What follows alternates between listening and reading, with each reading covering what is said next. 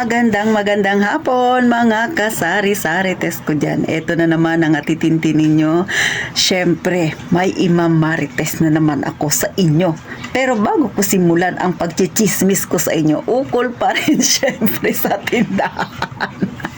Abay, huwag ka nang mahiya. Mag-subscribe ka na kay Ate Tintin para habang nanonood ka sa akin at nagbabantay ka ng tindahan, abay, maisip mong real talk talaga ang pinagsasabi ng Ate Tintin mo.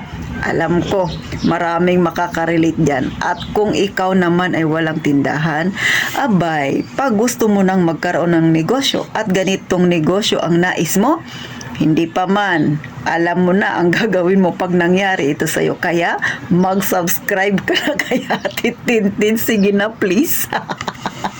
May please na yan, ha, mga kasari. At syempre, kung datihan kang subscriber ni Ate Tintin o kaya naman bago ka pa lang na nakakapag-subscribe kay Ate Tintin, maraming salamat sa inyo sa patuloy na pagsuporta. Walang bitawan. Huwag kang mag-unsubscribe, sisi. At eto na, tayo nang mag-chismis. So, mag-real talk tayo, mga kasari-sari, mga beshi ko dyan na mga may tindahan, maliit man o malaki. Kung ang tindahan ninyo ay kagaya ng kay Tintin, masang-masa talaga ang tindahan dahil napakaliit lang. Abay, dito ka na, mag-chismisan tayo. So, alam niyo mga kasari, ito ha, gaya ng palagi kong sinasabi, real talk lang ang sinasabi ni Ate Tintin. Hindi ako nagbablog ng payaman-yaman kaya hindi man ako mayaman. Ang sinasabi ko sa vlog ko dahil na-experience ko ito, aba, i-share ko sa inyo. Naranasan mo na ba na may mga suki ka, bigla-bigla na lang magsasabi sa'yo, te, baka pwede magpa-cash in, na mamaya lang kita bayaran. Anong sinagot mo sa kanya? Pinayagan mo ba? Nagpapa-cash in siya o kaya naman nagpapautos siya sa anak niya, sasabihin na ganito, ganyan, mamaya na lang ang bayad. Si Ate Tintin, hindi pwede. Bakit? Dahil isa yan sa scam. Baka may magsabi, anong scam, Ate Tin? Ay, kapitbahay mo lang naman yan. Ay, kasi ang mangyayari niyan, hindi ka nagbabayad.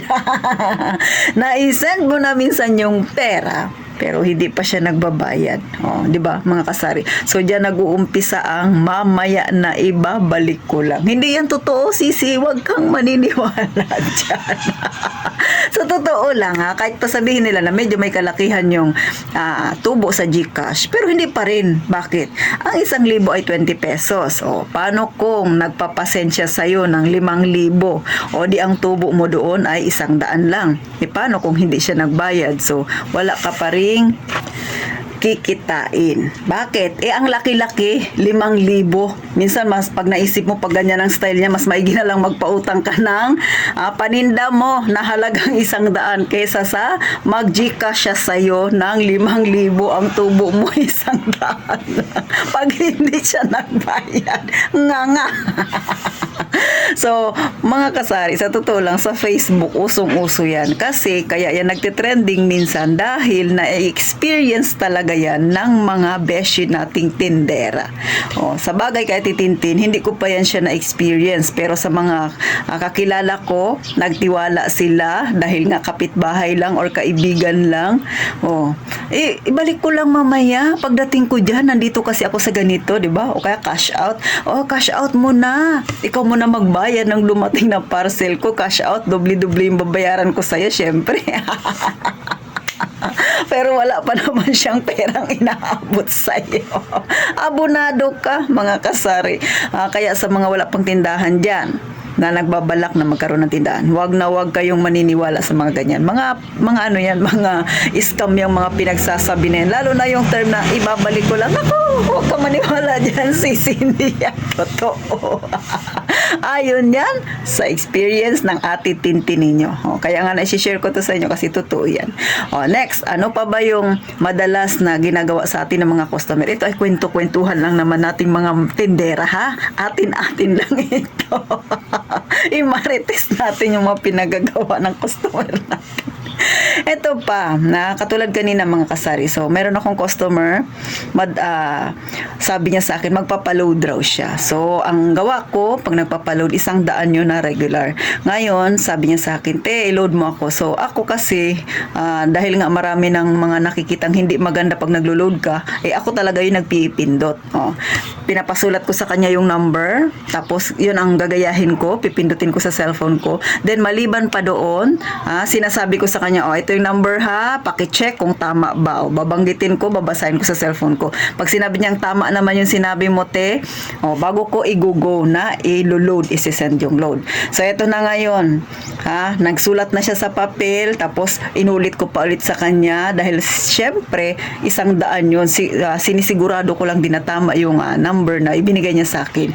Ngayon, ito na 100. Syempre, nagpa-pop up ka agad sa akin na na-load ko na nga yung 100 na yun na regular. Ang problema, hindi pa dumarating kay customer. Di umalis na si customer. Maya-maya pagbalik niya, siguro mga 30 minutes, sabi niya sa akin, te, wala pa yung load na pinapaload ko sa'yo na 100 pesos.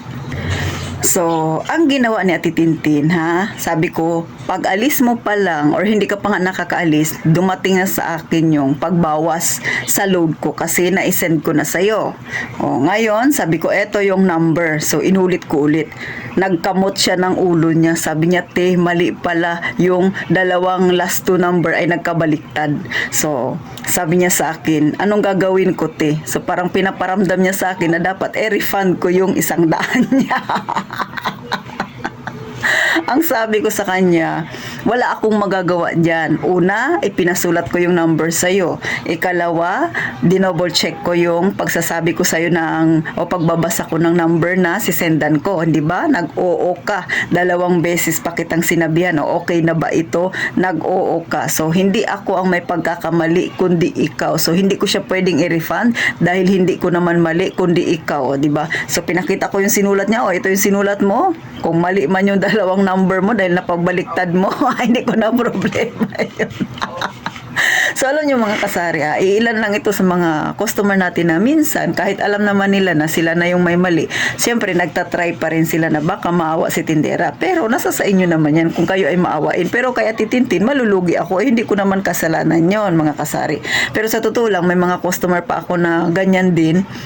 Maliit lang naman, mga 50 pesos yung pinapaload. So, nag-i-insist sila. Sabi na, te, ganito, ganyan, marami sinasabi. Hindi pa dumating sa akin. So, pinapakita ko sa kanilang cellphone. Sabi ko, ito, lalo na kung kakilala ko lang naman, pinapakita ko, ito yung niload ko sa'yo. So, hindi ko yan problema kung bakit hindi dumating sa'yo, pero ang alam ko, na-load ko na at ito yung nabawas. So, si Ate Tintin, hindi ako basta-basta nagbubura ng aking yung nakalagay sa inbox ko, lalo na pagtungkol sa load, tungkol sa pag-gcash ko, kasi ebidensya ko yan na na-load ko yan sa kanya.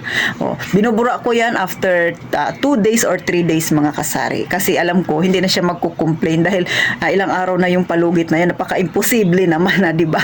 So, bago lang ako nagbubura ng mga message, lalo na pag naglo-load ako mga kasari. So, ganyan lang kasimple sa titintin. Kung ikaw, na-experience mo na yung mga ganyan, ano ang ginawa mo, sisi? Ito ay simpleng kwentuhan lang, problema ng tindahan na minsan, hindi naman natin kasalanan, pero minsan may customer tayo na pinapalaki nila, binibig deal nila yung ganyang senaryo, nasa kung tutuusin naman, sila ang may kasalanan. Kaya, kung ikaw ay nakaranas niyan, tapos ikaw pa ang sinisisi ni customer, huwag kang mahiya, mag-comment ka dyan sa baba. Para malaman ko na hindi lang si Ate Tintin na ang nag-iisa na nakaranas niyan. So, paano mga kasari, na pangiti ba kita? Na real talk ba dyan yung iba dahil nangyari ito sa kanila? Anong naginawa mo, sisi ha? So, hanggang dito na lang. Gaya nga ng palaging sinasabi ni Ate Tintin, mag-iingat tayong palagi. Lalo na yung mga ganitong customer, ha? Ikaw na yung ginawa niyong may kasalanan. Mga kasari.